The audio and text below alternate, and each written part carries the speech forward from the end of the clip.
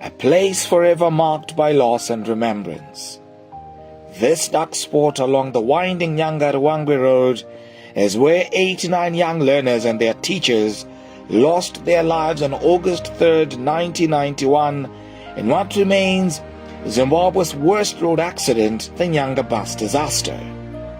They were returning to Regina Coeli School after a sports outing at St. Killian's mission when tragedy struck on these treacherous slopes.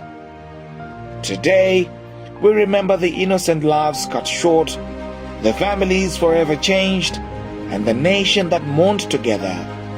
May their souls continue to rest in eternal peace. Lest we forget. Captured by Wilson Kakurira.